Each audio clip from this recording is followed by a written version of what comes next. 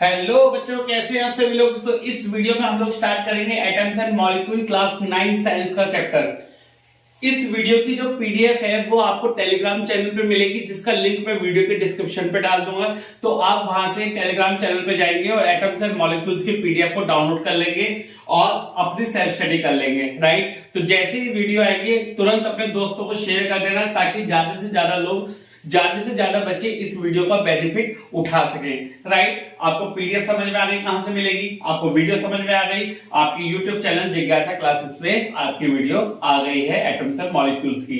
Right, आप जिज्ञासा classes को टेलीग्राम पे और फेसबुक पे भी ज्वाइन कर सकते हैं, ताकि आपको सारी नोटिफिकेशन, सारी अपडेट्स या आपकी एकेडमिक इंफॉर्मेशन सीबीएसई आईसीएसई की आपको मिलती रहे। तो आप जिज्ञासा क्लासेस के इंस्टाग्राम और फेसबुक हैंडल को भी ज्वाइन कर सकते हैं। राइट, चलिए आपका चैप्टर स्टार्ट करते हैं एटम्स एंड मॉलिक्यूल्स। ये आपके बच्चे जिज्ञासा के नोट्स है जो आपको जिज्ञासा क्लासेस के टेलीग्राम चैनल पर मिल जाएंगे, आपके लिए कंपाइल करे गए हैं। Now start with the topic what is matter. ठीक है, आप सभी लोगों ने पढ़ा था फर्स्ट चैप्टर में कि मैटर क्या होता है। Matter that is occupied space and having mass, that is called matter. Right, matter को हिंदी में क्या बोला जाता है? मैटर को हिंदी में बोला जाता है दैट इज पदार्थ।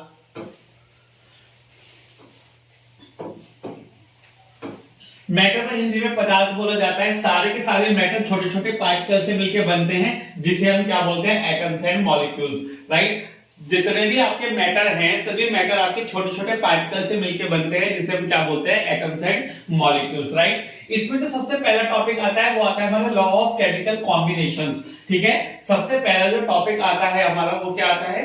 Law of chemical combination. इसमें हम दो लॉज पढ़ते हैं। कौन कौन से लॉज हैं चलो देखिएगा।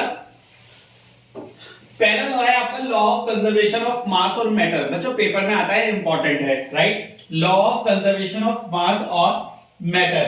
ठीक है, ये जो लॉ है किसने दिया? ये लॉ लवाइजर ने दिया। कब? 1774 में। लॉ ऑफ कंजर्वेशन ऑफ मास किसने दिया? लवाइजर ने दिया। कब? 1774 में। इस लॉ के अकॉर्डिंग क्या पता लगा हमें? जो टोटल मास होता है प्रोडक्ट का वो किसके बराबर होता है? टोटल मास ऑफ रिएक्टेंट के। ठीक है, आप क्या बोलेंगे? Law of conservation of mass is given by Proust in 1774 and according to this law the total mass of product is always equal to total mass of reactants. अब एक question arise हुआ कि रिएक्टेंट्स क्या होते हैं, product क्या होते हैं? रिएक्टेंट्स जो एक रिएक्शन में रिएक्ट कर रहे हैं, प्रोडक्ट्स जो आपके बन के आ रहे हैं। यानी इसका मतलब क्या होगा? There will be no change in the mass during a chemical reaction. यानी केमिकल रिएक्शन के दौरान मास में कोई भी चेंज नहीं आता है। ये कोई किसने बताया? प्राउस्ट ने बताया 1774 में लॉ ऑफ कंजर्वेशन ऑफ मास में। ठीक है, जैसे हमने डिकम्पोजिशन करके दिखाया है किसका? कैल्शियम कार्बोनेट का। जैसे हमने कैल्शियम कार्बोनेट का डिकम्पोजिशन करके दिखाएंगे अभी। देखिए जरा, कैल्शियम कार्बोनेट का डिकम्पोजिशन करेंगे तो क्या बनेगा? कैल्शियम ऑक्साइड बनेगा और कार्बन डाइऑक्साइड बनेगा। ठीक है, कैल्शियम कार्बोनेट का फॉर्मूला CaCO3, कैल्शियम ऑक्साइड का CO, कार्बन डाइऑक्साइड का CO2। ठीक है, सभी बच्चों को एटॉमिक मास पता होंगे, मॉलिक्यूलर मास निकालने होंगे। कैल्शियम का होता है 40, कार्बन का होता है 12 और एक ऑक्सीजन का होता है 16 into 3। तो कैल्शियम कार्बोनेट का मास कितना बन जाएगा? 100। कैल्शियम का होता है 40 प्लस ऑक्सीजन का होता है 16, तो ये बन जाएगा 56। कार्बन का होता है 12, एक ऑक्सीजन का 16, 2 जा 32, तो ये हो जाएगा आपका 44 ग्राम। तो 44 प्लस 56 आपका 100 हो गया। तो प्रोडक्ट भी 100 हो गया, रिएक्टेंट भी 100 हो गया। तो यानी law of conservation of mass satisfy हो जाएगा आपका। ठीक है बच्चों, सभी को समझ में आ गया? चलिए, very good. Now the second one is law of constant proportion. Law of constant proportion किसने दिया? ये आपका प्राउस्ट ने दिया 1779 में। ठीक है, लॉ ऑफ कांस्टेंट प्रोपोर्शन किसने दिया? प्राउस्ट ने दिया 1779 में। इन्होंने क्या बोला? एक केमिकल कंपाउंड जो है वो आपका सेम एलिमेंट से बनेगा, जिसमें वो कंबाइन होंगे सेम प्रोपोर्शन बाय मास। इसका क्या मतलब है? इसका मतलब है कि एक केमिकल कंपाउंड बनाने के लिए जितने एलिमेंट आपको चाहिए वो आपके होंगे और उतने ही एलिमेंट आपके उसके अंदर प्रेजेंट होंगे, कभी भी कम बढ़ती नहीं होगा उनका मास, सेम मास उनका रहेगा। जैसे मैं वाटर का एग्जांपल लेता हूं, वाटर का एग्जांपल H2O, एक हाइड्रोजन का मास एक होता है तो दो हाइड्रोजन का मास हो गया 2, एक ऑक्सीजन का मास होता है 16, तो ये आपका आ गया 2:16। अब 2:16 को अगर मैं डिवाइड करूं तो क्या आ जाएगा 1:8। तो यानी वाटर के लिए जो हाइड्रोजन और ऑक्सीजन का रेशियो है वो हमेशा फिक्स रहता है, कितना 1:8। ठीक है, ये कभी भी चेंज नहीं होगा।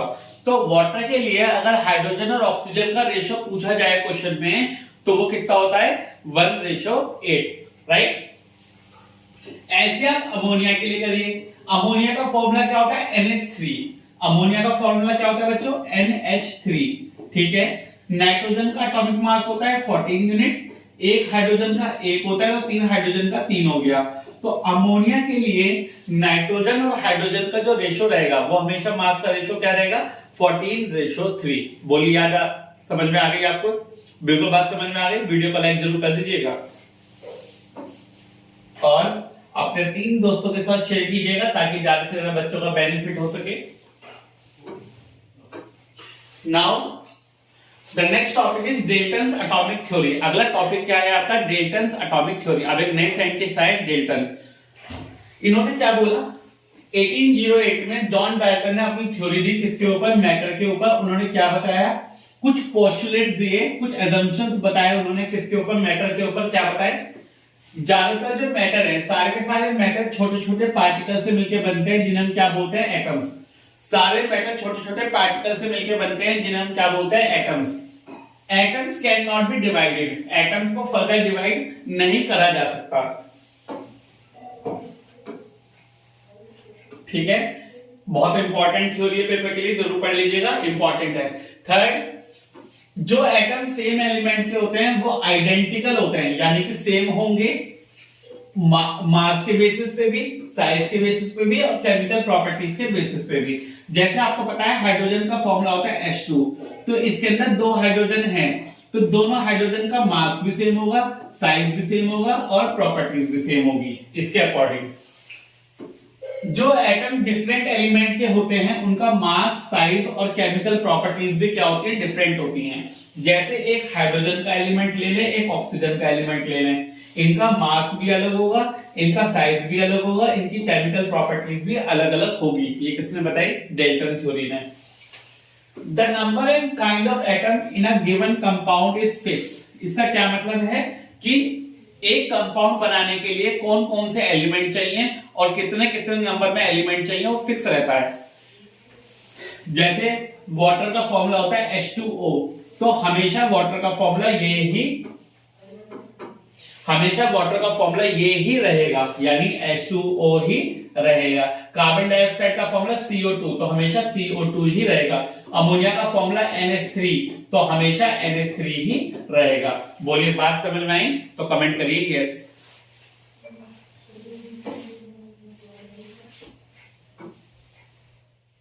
Now the drawbacks. अब ड्रॉबैक्स का मतलब क्या होता है, लिमिटेशंस।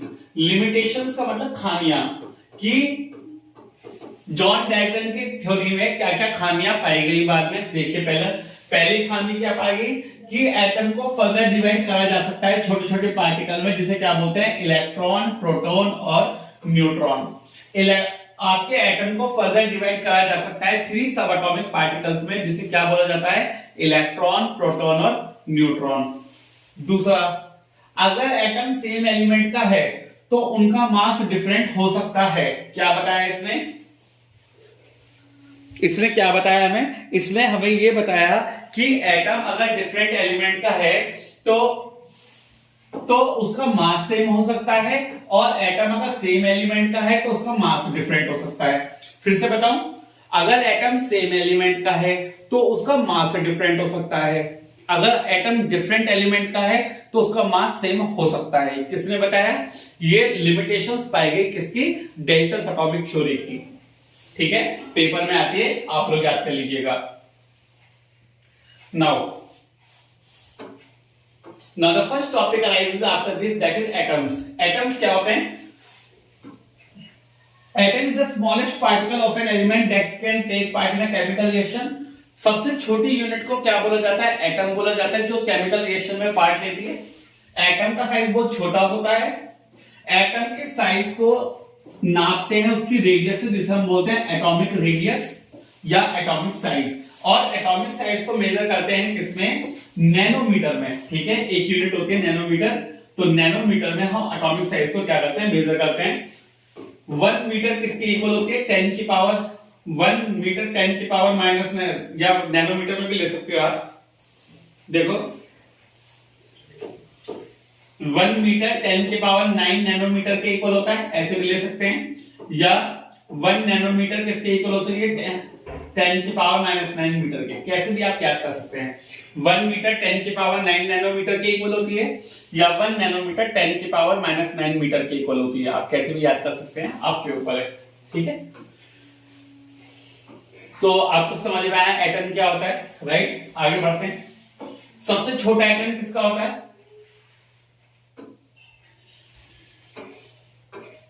सबसे छोटा एटम होता है आपका हाइड्रोजन एटम। कभी कभी पेपर में क्वेश्चन पूछ ले जाता है, बताइए सबसे छोटा एटम किसका है? तो सबसे छोटा एटम होता है हाइड्रोजन का। कितना? 0.037 नैनोमीटर। सबसे छोटा एटम किसका होता है? हाइड्रोजन का, 0.037 नैनोमीटर। आपको याद होना चाहिए। एटम इतने छोटे होते हैं कि हम उसे पावरफुल माइक्रोस्कोप से भी नहीं देख पाते। मॉलिक्यूल को देखा जा सकता है और एटम को नहीं देखा जा सकता। ठीक है, ये आपके जॉन डाल्टन हैं, जिनकी थ्योरी हमने अभी पढ़ी थी। ठीक है, आपकी स्क्रीन पे फ्लैश हो रहे हैं, दैट इज जॉन डाल्टन। 1766 से 1844 तक जिए हैं। बहुत काम किया है इन्होंने आपकी साइंस के लिए, आपकी केमिस्ट्री के लिए। Now the next one is symbol of elements. Next topic है आपका सिंबल ऑफ एलिमेंट। तो सबसे पहले सिंबल आते हैं आपके जॉन डाल्टन के, जो इन्होंने दिए हैं। डाल्टन ने ये आपके डाल्टन सिंबल ऑफ एलिमेंट्स देखेगा। तो अगर पेपर में क्वेश्चन आता है कि डाल्टन के सिंबल बनाइए, तो डाल्टन के सिंबल आपके ये वाले बनेंगे। ठीक है, मॉडर्न सिंबल्स आते हैं तो वो इंग्लिश नेम से ड्राइव हुए, वो बाद में आएंगे। पहले ये आपके जॉन डाल्टन के सिंबल है। ये हाइड्रोजन का सिंबल है आपका, ये कार्बन का है, पूरा का पूरा फिल हो जाएगा आपका। ये ऑक्सीजन का ब्लैंक रहेगा। ये मर्सिडीज का साइन है आपका, फॉस्फोरस का। ये डॉक्टर वाला साइन है सल्फर का। प्लैटिनम के लिए P, आयरन के लिए I, कॉपर के लिए C, सल्फर के लिए S, गोल्ड के लिए G। चारों तरफ से घेर रखा है, क्यों? क्योंकि भैया मैंगल गोल्ड है, तो इसलिए चारों तरफ से घेर रखा है उसे डैश डैश से। लेड L, और मरकरी में क्वेश्चन लिखा जाएगा, बट डॉट डॉट लगाई जाएंगी चारों तरफ। तो ये आपके डाल्टन सिंबल ऑफ एलिमेंट्स होते हैं। अगर पेपर में आए तो बना लीजिएगा। The next one is now modern symbol of element, जो बाद में आया आपके, that is called modern symbols, right? ये किसने प्रपोज किए, किसने बताया? जॉन जैकब बर्जेलियस ने। आप याद रखेंगे। ठीक है, आप लोगों को पूरी स्टडी आनी चाहिए, पूरी थ्योरी आनी चाहिए, राइट? टीचर आपसे पूछे तो हर एक जवाब आपको पहले ही आना चाहिए। तो मॉडर्न सिंबल ऑफ एलिमेंट किसने दिए हैं? जॉन जैकब बर्जेलियस ने दिए हैं। इन्होंने क्या बताया है?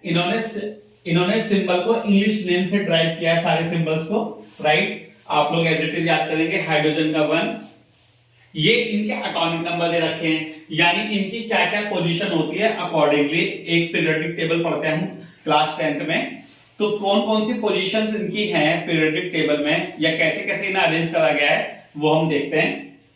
हाइड्रोजन का सिंबल H, हीलियम का He, लिथियम का Li, बेरिलियम का Be, बोरोन का B, कार्बन का C, नाइट्रोजन का N, ऑक्सीजन का O, फ्लोरीन का F, नियॉन का Ne, मैग्नीशियम का Mg, एल्यूमिनियम का Al, सिलिकॉन का Si, फास्फोरस का P, सल्फर का S, क्लोरीन का Cl, आर्गोन का Ar, कैल्शियम का Ca, निकल का Ni और जिंक का Zn। तो ये इनके क्या है? मॉडर्न सिंबल्स हैं, जो इंग्लिश नेम से ड्राइव किए गए हैं। अब इसके साथ साथ हमें याद करने हैं इसके एटॉमिक नंबर। क्या याद करने हैं इनके? Atomic number. ठीक, जैसे हाइड्रोजन का 1, हीलियम का 2, लिथियम का 3, बेरिलियम का 4, बोरोन का 5, कार्बन का 6, नाइट्रोजन का 7, ऑक्सीजन का 8, फ्लोरीन का 9, नियॉन का 10, मैग्नीशियम का 12, एल्यूमिनियम का 13, सिलिकॉन का 14, फास्फोरस का 15, सल्फर का 16, क्लोरीन का 17, आर्गोन का 18, कैल्शियम का 20, निकल का 28, जिंक का 30। तो जितने भी इंपॉर्टेंट हैं और जो आपके पेपर में यूज आने हैं 9th क्लास में, वो सब मैंने आपको लिख के दे दिया। आप लोग सिंबल्स और उसके एटॉमिक नंबर को याद कर लेंगे, ठीक है। Now next is symbols drive from the Latin name, ठीक है। अब हमें लैटिन नेम से कौन कौन से ड्राइव किए गए हैं देखते हैं जरा। जैसे सोडियम का सिंबल होता है Na, इसका एटॉमिक नंबर होता है 11, ठीक है। इसका याद करना था इसलिए मैंने लिख दिया है, तो इसको याद कर लीजिएगा, ठीक है। नाइट्रियम से ड्राइव किया गया है। पोटेशियम का सिंबल होता है K, इसका एटॉमिक नंबर होता है 11 सोडियम का, पोटेशियम का होता है 19। बस आप यहां तक लर्न कर लेंगे एटॉमिक नंबर को, ठीक है। पोटेशियम का सिंबल K, ये आपका केलियम से लिया गया है। आयरन का सिंबल Fe, ये फेरम से लिया गया है। कॉपर का सिंबल Cu, ये कपरम से लिया गया है, ठीक है। सिल्वर का सिंबल Ag, ये अर्जेंटम से लिया गया है। आगे देखते हैं।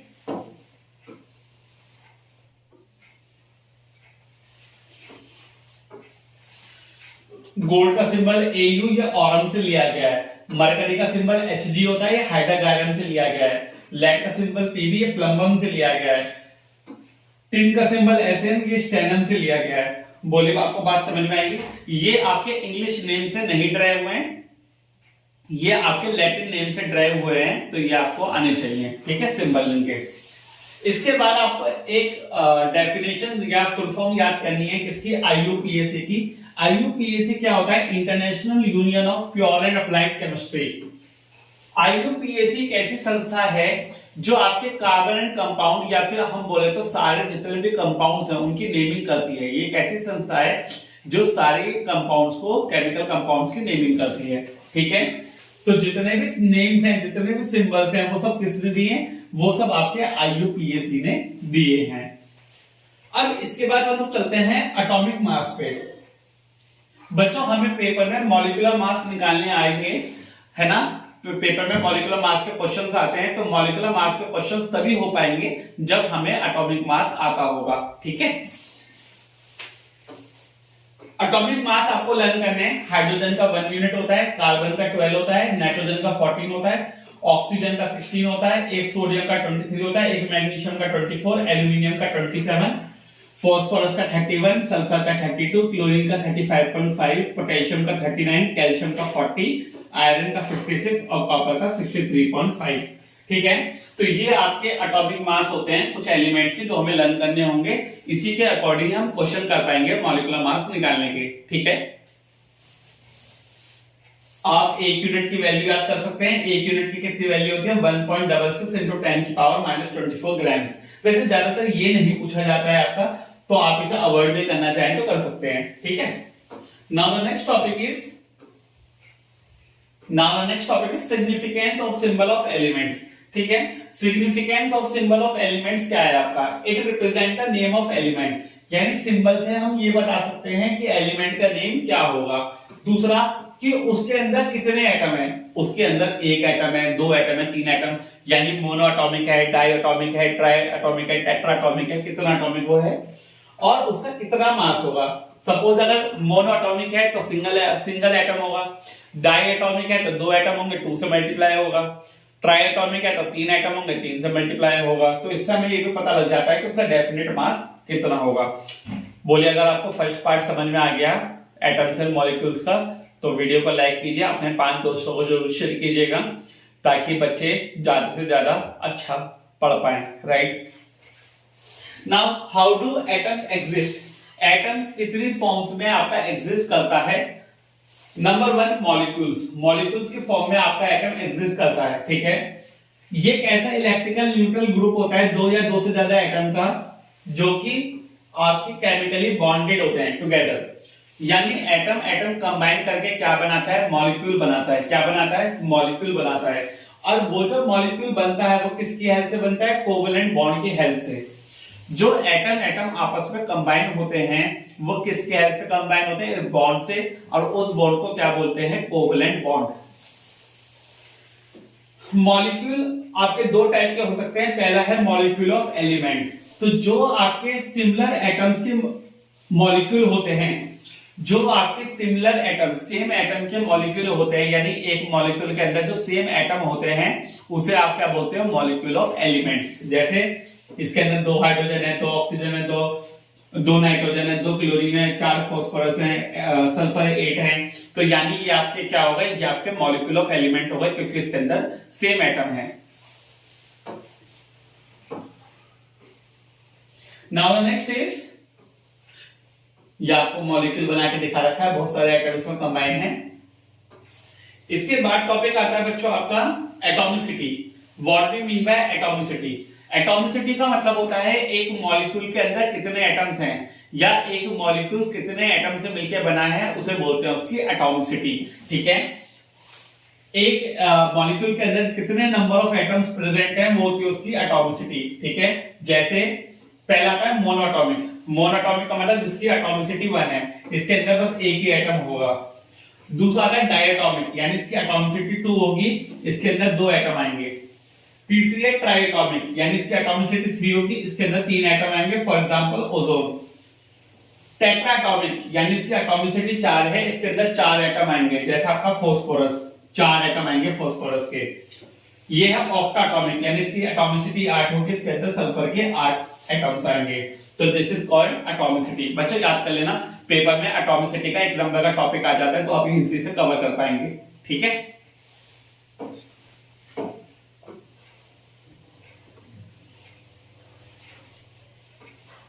Now the next topic is molecules of compound. बच्चों नेक्स्ट टॉपिक क्या है आपका, मॉलिक्यूल्स ऑफ कंपाउंड, यानी एक ऐसा मॉलिक्यूल जो 2 या 2 से ज्यादा एटम से मिलकर तो बना है, पर उसके अंदर एटम्स डिफरेंट एलिमेंट के होते हैं। अगर किसी मॉलिक्यूल के अंदर एटम्स डिफरेंट एलिमेंट के हैं तो उसे बोलते हैं मॉलिक्यूल ऑफ कंपाउंड। क्या बोलते हैं, मॉलिक्यूल ऑफ कंपाउंड। जैसे HCl, हाइड्रोजन है, क्लोरीन है, वाटर, हाइड्रोजन है, ऑक्सीजन है, कार्बन डाइऑक्साइड, कार्बन है, ऑक्सीजन है। तो इसके अंदर जो एटम्स हैं वो डिफरेंट एलिमेंट के हैं, तो इसमें से क्या बोला जाता है, मॉलिक्यूल्स ऑफ कंपाउंड। ठीक है, बात समझ में आ रही है, क्लियर विजिबल है आपको सामने से? Okay good. नाउ आपको क्या दिखा रखा है, फॉर्मूला दिखा रखा है कुछ मॉलिक्यूलर कंपाउंड्स का, और उसके अंदर ये बताना है आपको कौन कौन से एलिमेंट्स हैं, उसका क्या फॉर्मूला है। ठीक है, बहुत इजी है आपके लिए। नेम दे रखा है, फॉर्मूला दे रखा है, एलिमेंट दे रखे हैं। मैं आपको यहीं पे इसकी एटॉमिसिटी का जिक्र भी करना चाहता हूं। ठीक है, जैसे वाटर का फॉर्मूला H2O। कौन कौन से एलिमेंट है, हाइड्रोजन है, ऑक्सीजन है, पर इसकी एटॉमिसिटी कितनी है, 2 हाइड्रोजन ऑक्सीजन 1, तो एटॉमिसिटी हो गई 3। Carbon dioxide, formula CO2, carbon और ऑक्सीजन एलिमेंट, और एटॉमिसिटी 1 + 2 = 3। सल्फर डाइऑक्साइड, 1 सल्फर और 2 oxygen, atomicity 3। Ammonia, 1 nitrogen 3 hydrogen, atomicity 4। ऐसे करके आप सबकी एटॉमिसिटी निकाल सकते हैं और सबके एलिमेंट्स बता सकते हैं इसके अंदर कौन कौन से एलिमेंट्स हैं। जैसे मीथेन का फॉर्मूला CH4, कार्बन और हाइड्रोजन एलिमेंट है, और उसकी एटॉमिसिटी कितनी हो गई, 1 + 4 यानी कि 5। इस तरीके से आप सबके एलिमेंट्स लिख सकते हैं और सबकी एटॉमिसिटी लिख सकते हैं। नोट से पढ़िएगा, PDF डाउनलोड करिएगा, टेलीग्राम चैनल जिज्ञासा क्लासेस से, और फ्यूचर के लिए उसे ज्वाइन करके रखिएगा, वहां जाके सब्सक्राइब का बटन दबा देना। नेक्स्ट, नाउ एटम्स पहले मॉलिक्यूल बनाता है, अब बनाएगा एटम आयंस। आयंस क्या होते हैं, एक पॉजिटिवली और नेगेटिवली चार्ज एटम होता है, या ग्रुप ऑफ एटम हो सकता है। जैसे आपका सोडियम आयन है, इसके ऊपर 1 चार्ज है, मैग्नीशियम आयन है, इसके ऊपर 2 चार्ज है, क्लोराइड आयन है, इसके अंदर माइनस का 1 चार्ज है। तो ये आपके क्या होते हैं बच्चों, ये आपके आयंस होते हैं। आयंस 2 टाइप के होते हैं, यानी जिनके ऊपर चार्ज होता है वो 2 टाइप के होते हैं, या तो पॉजिटिव वाले कटायन होते हैं, या नेगेटिव वाले अनायंस होते हैं। ठीक है, 2 टाइप का आयंस हो सकते हैं आपके, या तो पॉजिटिव वाले कटायन या नेगेटिव वाले अनायन। ठीक है,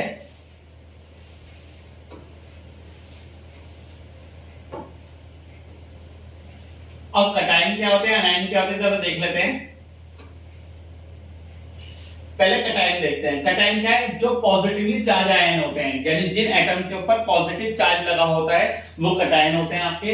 वो कैसे बनते हैं, बाय लूजिंग 1 और मोर इलेक्ट्रॉन्स बाय एन एटम, यानी जब इलेक्ट्रॉन लूज होते हैं, जब इलेक्ट्रॉन को डोनेट करा जाता है, जब इलेक्ट्रॉन को छोड़ा जाता है, तो आपके पॉजिटिवली चार्ज आयन यानी कि कटायन बनते हैं। जैसे सोडियम है, सोडियम का एटॉमिक नंबर होता है 11 यानी 281। तो ये अपना एक इलेक्ट्रॉन क्या करेगा, छोड़ देगा। तो जब एक इलेक्ट्रॉन छोड़ दिया तो कैसा चार्ज आएगा, पॉजिटिव चार्ज आएगा, सोडियम आयन। तो इसलिए सोडियम के ऊपर कैसा चार्ज लगा होता है, +1। ठीक है। दूसरा जो कटायन है उसके अंदर इलेक्ट्रॉन कम होते हैं प्रोटॉन से, तो इसलिए उसके ऊपर पॉजिटिव चार्ज आता है। जैसे सोडियम का एटॉमिक नंबर होता है 11, तो 11 का मतलब है 11 प्रोटॉन है इसके अंदर और 11 ही इलेक्ट्रॉन है। अब एक इलेक्ट्रॉन इसने डोनेट कर दिया, एक इलेक्ट्रॉन इसके अंदर से निकल गया, तो अब इलेक्ट्रॉन रह गए 10, प्रोटॉन हो गए 11। अब एक प्रोटॉन ज्यादा हो गया तो इसलिए सोडियम के ऊपर कैसा चार्ज आ जाता है, +1 चार्ज आ जाता है। ठीक है। तो जितने भी मेटल्स हैं, जितने भी मेटल है, जैसे सोडियम है, पोटेशियम है, कैल्शियम है, मैग्नीशियम है, एल्यूमिनियम है, ये सब कटायन बनाते हैं। जैसे सोडियम के ऊपर 1+ होता है, मैग्नीशियम के ऊपर 2+ होता है, एल्यूमिनियम के ऊपर 3+ होता है। तो सोडियम ने 1 इलेक्ट्रॉन लूज कर रखा है, मैग्नीशियम ने 2 लूज कर रखे हैं और एल्यूमिनियम ने 3 इलेक्ट्रॉन को लूज कर रखा है। तो जितना पॉजिटिव चार्ज है उसने उतने इलेक्ट्रॉन लूज कर रखे हैं। अब आ जाओ एनायन पे। अब एनायन क्या होता है,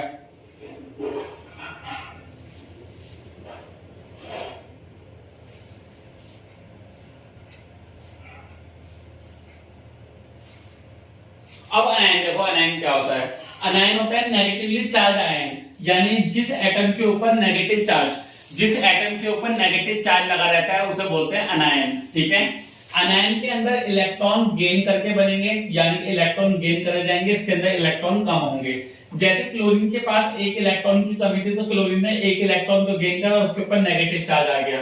क्लोरीन का एटॉमिक नंबर होता है 17 का मतलब हो गया 287, यानी आउटरमोस्ट शेल में 7 इलेक्ट्रॉन है, इसके पास 1 इलेक्ट्रॉन की कमी है, तो ये 1 इलेक्ट्रॉन को क्या करेगा, गेन कर लेगा।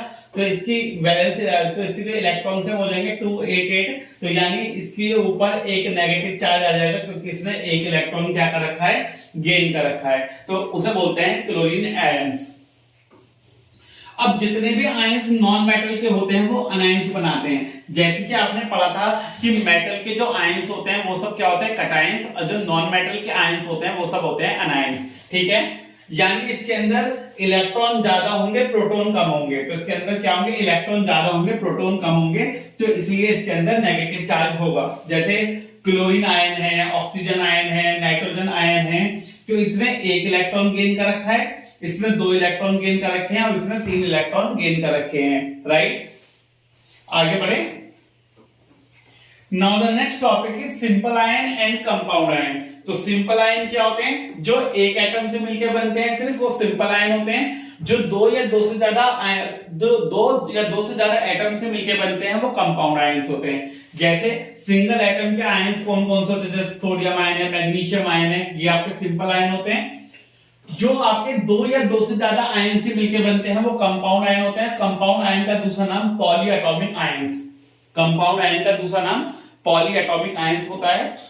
जैसे कार्बोनेट आयन है, आप याद रखेंगे कार्बोनेट का फॉर्मूला होता है CO3, इसकी वैलेंसी क्या होती है, 2 नेगेटिव। सल्फेट आयन है SO4 2 नेगेटिव, इसका फॉर्मूला सल्फेट का SO4 होता है, इसकी वैलेंसी -2 होती है। नाइट्रेट की वैलेंसी -1 होती है, आप याद रखिएगा। हाइड्रोक्साइड की वैलेंसी भी -1 होती है, आप याद रखिएगा। OH इसका फॉर्मूला होता है -1, इसकी वैलेंसी होती है। ये बहुत जरूरी याद रखिएगा, कार्बोनेट, सल्फेट, नाइट्रेट, हाइड्रोक्साइड बहुत जरूरी काम आएंगे पेपर में, याद रखिएगा। ठीक है, तो ये आपके हो गए कंपाउंड आयंस। अब बात करते हैं बच्चों आयनिक कंपाउंड्स क्या होते हैं। आयनिक कंपाउंड्स क्या होते हैं आपके, ionic compounds are those. Now ionic compounds are those which are made up of ions. Ionic compound कौन से होते हैं, जो आयन से मिलकर बनते हैं वो आपके आयनिक कंपाउंड्स होते हैं। जैसे आपका सोडियम क्लोराइड है तो इसके अंदर 2 आयन होंगे, सोडियम आयन और क्लोरीन आयन। यह आपका पोटेशियम क्लोराइड है, इसके अंदर 2 आयन होंगे, पोटेशियम आयन और क्लोराइड आयन। यह अमोनियम क्लोराइड है, इसके अंदर 2 आयन होंगे, अमोनियम आयन और क्लोराइड आयन। मैग्नीशियम क्लोराइड, ऐसी कैल्शियम नाइट्रेट, ऐसी कॉपर सल्फेट, ऐसी आपका एल्यूमिनियम ऑक्साइड, एल्यूमिनियम आयन और आपके ऑक्साइड आयन। ठीक है, तो आप याद रखेंगे कि आयनिक कंपाउंड्स वो होते हैं जो आयन से मिलकर बनते हैं, जो आयनिक कंपाउंड होते हैं वो आयन से मिलकर बनते हैं, पॉजिटिव कटायन और नेगेटिव अनायन से मिलकर बनते हैं। हमेशा याद रखिएगा कि कंपाउंड बनाने के लिए हमेशा जो पहले वाले आयन होंगे वो कटायन होंगे, दूसरे वाले जो आयन होंगे वो अनायन होंगे। देखो आपको, पहले वाले कटायन दूसरे अनायन, पहले कटायन दूसरे अनायन, पहले कटायन दूसरे अनायन, ठीक है। बोली बात समझ में आई? एक कंपाउंड बनता है दोनों आयंस को मिला के आयनिक कंपाउंड, ठीक है। तो पहले कटायन होगा, बाद में अनायन होगा, पहले पॉजिटिव वाला होगा, बाद में नेगेटिव वाला होगा। बात समझ आ रही है? The next one is to be noted that what are binary compounds? Binary compounds क्या होते हैं? तो binary compounds are those which are made up of two elements. जो कंपाउंड सिर्फ दो एलिमेंट से मिलकर बनता है, जो कंपाउंड सिर्फ दो एलिमेंट से मिलकर बनता है उसे बोलते हैं बाइनरी कंपाउंड्स। जो कंपाउंड दो एलिमेंट से मिलकर बनता है उसे बोलते हैं बाइनरी कंपाउंड। जैसे आपके स्क्रीन पर आ रहा है मैग्नीशियम ऑक्साइड है, सोडियम क्लोराइड है, कॉपर सल्फाइड है, मैग्नीशियम ऑक्साइड है, सोडियम क्लोराइड है, कॉपर सल्फाइड है, ये सब आपके बाइनरी कंपाउंड्स होते हैं, ठीक है। इसमें आपको याद करना है valency of some common elements. आप वैलेंसी याद करेंगे बच्चों, बहुत इंपॉर्टेंट है आपके एग्जाम के लिए, इसके ऊपर क्वेश्चंस आते हैं कंपाउंड के फॉर्मूला बनाने के लिए। आपको वैलेंसी याद करनी होगी, आपकी स्क्रीन पे आ रही है, जरा देखिए। कुछ कॉमन की मैंने आपको दे रखी है, लिथियम की +1 होती है, सोडियम की +1, पोटेशियम की +1, सिल्वर की +1, कॉपर की +2, मरकरी की +2, मैग्नीशियम की +2, ये सब आपके कटायंस होते हैं। कटायन का मतलब क्या है कि इनकी वैलेंसी प्लस में होती है। ऐसी कॉपर की आपकी यहाँ पे कैल्शियम की +2, जिंक की +2, आयरन की +2, एल्यूमिनियम की +3, ठीक है। तो जिनकी +1 होती है ये मोनोवेलेंट होते हैं, जिनकी +2 होती है डाइवेलेंट होते हैं, जिनकी +3 होती है ट्राइवेलेंट होते हैं। अब प्लस में है तो कटायन होंगे, प्लस में है तो कटायन होंगे, ठीक है। आप इनकी वैलेंसी लर्न कीजिएगा। अब अनायन, आयोडीन की -1 होती है, फ्लोरीन की -1 होती है, क्लोरीन की -1 होती है, ब्रोमीन की -1 होती है। क्योंकि नेगेटिव है तो अनायन है, 1 है तो मोनोवेलेंट है, ठीक है। ऐसी आपको एक और दिखा रखा है, टेट्रावेलेंट दिखा रखी है। ये जो आपका कार्बन है इसकी +4 भी हो सकती है, -4 भी हो सकती है, यानी टेट्रावेलेंट कटायन भी हो सकता है, टेट्रावेलेंट अनायन भी हो सकता है, ठीक है। ऐसी आपकी स्क्रीन पे और वैलेंसी आ रही है, किस किस की? ऑक्सीजन है, सल्फर है, नाइट्रोजन है, फास्फोरस है। तो ऑक्सीजन डाइवेलेंट होता है, सल्फर डाइवेलेंट होता है, नाइट्रोजन ट्राइवेलेंट होता है, फास्फोरस ट्राइवेलेंट अनायन और पेंटावेलेंट कटायन भी हो सकता है। ये बहुत जरूरी है, आप लोग याद करेंगे, जो मैं आपको पीछे याद करा रहा था कि नाइट्रेट की -1 होती है, हाइड्रोक्साइड की -1 होती है, सल्फेट की +2 होती है, कार्बोनेट की +2 होती है। डाइवेलेंट होते हैं ये दोनों और नेगेटिव होते हैं तो इसलिए अनायन है। आप इनकी जरूर याद रखेंगे, ये तो इंपॉर्टेंट है आपके एग्जाम के लिए चारों, ठीक है। वैलेंसी के लिए कंपाउंड बनाने के लिए आते हैं, आप लोग याद करिएगा जरूर। अब बच्चों ये एक टॉपिक आता है जिसका नाम है ग्राम एटॉमिक मास और ग्राम मॉलिक्यूलर मास, ठीक है। पहले तो मैं आपको एक चीज बता दूं क्या, कि कुछ स्कूल्स में ये टॉपिक कराते नहीं जिसका नाम है मोल कॉन्सेप्ट, ठीक है। जब आप मेरी पीडीएफ को या जब आप मेरी इस वीडियो को देख रहे होंगे तो हो सकता है इस ईयर में मोल कॉन्सेप्ट कट गया हो और हो सकता है इस ईयर में मोल कॉन्सेप्ट ना कटा हो। तो मैं क्योंकि आपको पूरा चैप्टर करा रहा हूं तो आप मोल कॉन्सेप्ट कर लीजिए, राइट। हो सकता है आगे आने वाले सालों में या जब आप अगली क्लास में जाएंगे तो आपको ये चैप्टर का बेनिफिट हो जाए इस टॉपिक का, राइट। मोल कॉन्सेप्ट, क्योंकि जो बच्चे 11th-12th में साइंस लेंगे उनके लिए बहुत जरूरी है टॉपिक। ग्राम एटॉमिक मास और ग्राम मॉलिक्यूलर मास क्या होते हैं आपके? जितना भी एटॉमिक मास ग्राम में होता है एक एटम का उसे ग्राम एटॉमिक मास बोलते हैं। ग्राम एटॉमिक मास बताता है कि एक एटम के एक मोल ऑफ एटम में कितने एटम्स प्रेजेंट होते हैं, 6.022 into 10⁻23 एटम्स। यानी अगर एक एटम का मास आप ग्राम में लेते हैं तो उसके अंदर कितने एटम्स होते हैं, 6.022 into 10⁻23 एटम्स होते हैं, जिसे हम क्या बोलते हैं, एवोगैड्रोस नंबर। क्या बोलते हैं? Avogadro's number. अभी आगे आएगा, देख लीजिएगा, राइट। एवोगैड्रोस नंबर बोलते हैं, ये लिखा है देखिए आपकी स्क्रीन पे। एवोगैड्रोस नंबर, ठीक है, तो एवोगैड्रोस नंबर बोलते हैं। अब जो मोलर मास होता है वो ये बताता है कि मोलर मास क्या होता है कि मास ऑफ 1 मोल, यानी 1 मोल जो सब्सटेंस है उसका मास कितना है वो उसे मोलर मास बताता है। और जो यूनिट होती है मोलर मास की वो होती है ग्राम पर मोल, ठीक है, यूनिट जो होती है मोलर मास की वो क्या होती है ग्राम पर मोल। इसी तरीके से पेपर में आता है और इसी तरीके से पेपर में आपको लिखना होता है। इसके बाद आपका आता है ग्राम मॉलिक्यूलर मास, यानी एक मॉलिक्यूल का जो मास ग्राम में रिप्रेजेंट किया जाता है उसे ग्राम मॉलिक्यूलर मास बोलते हैं, ठीक है। अब the main important topic arises that is mole concept. Mole क्या होता है? It is a linkage between mass of atom and number of atom. एक मॉलिक्यूल में कितने नंबर ऑफ एटम्स प्रेजेंट हैं और उसका मास कितना है, तो जो उसमें लिंकेज होती है आपस में, जो उसमें लिंक होता है उसे मोल बोलते हैं। या फिर एक ग्रुप में कितने पार्टिकल्स होते हैं 6.022 इंटू 10 की पावर 23, यानी 6.022 इंटू 10 की पावर 23 जो एटम्स हैं, मॉलिक्यूल्स हैं, आयंस हैं किसी सब्सटेंस के, वो उस मोल को रिप्रेजेंट करते हैं कि उसके अंदर इतने मोल्स हैं। नोट करिए कि 6.022 इंटू 10 की पावर 23 किसे बोला जाता है? एवोगैड्रोस नंबर को। किसे बोला जाता है? एवोगैड्रोस नंबर को, जो कि एल से रिप्रेजेंट किया जाता है। आपकी 11th 12th में काम आएगा। अब यहां से एक बात निकल के आई कि एक मोल किसके बराबर होता है? ग्राम एटॉमिक मास के। एक मोल किसके इक्वल होता है? इतने एटम्स के, एवोगैड्रोस नंबर के। ग्राम एटॉमिक मास या ग्राम मॉलिक्यूलर मास इतने नंबर ऑफ एटम्स के इक्वल होता है। यानी ये तीनों चीजें आपस में इंटर रिलेटेड होती हैं। ये तीनों चीजें आपस में इंटर रिलेटेड होती हैं, ठीक है, याद कर लोगे पक्के से। Now that is all about your chapter, that is the atoms and molecule.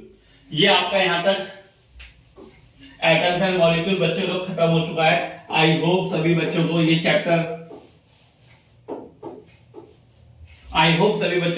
अच्छे से समझ में आया होगा, राइट। देखिए बच्चों, पढ़ना बहुत जरूरी है। अगर आप नहीं पढ़ेंगे तो आपके मार्क्स नहीं आएंगे, और अगर आपके मार्क्स नहीं आएंगे तो आपके पेरेंट्स भी खुश नहीं होंगे आपसे। तो जब आपको सारा का सारा पढ़ाया जा रहा है बिल्कुल अच्छे से आपके अपने YouTube चैनल जिज्ञासा क्लासेस पे, तो आप लोग आइए, चाहे आप 9th के 12th के 11th के किसी भी क्लास के बच्चे हैं, अपने मैथ्स और साइंस के चैप्टर को पूरा कीजिए। और पीडीएफ चैनल के लिए टेलीग्राम चैनल जिज्ञासा क्लासेस को ज्वाइन करिए। आप लोग हमें इंस्टाग्राम और फेसबुक पे भी फॉलो कर सकते हैं जिज्ञासा क्लासेस के चैनल पे। So good luck, all the best, see you in the next chapter. Good luck, bye bye.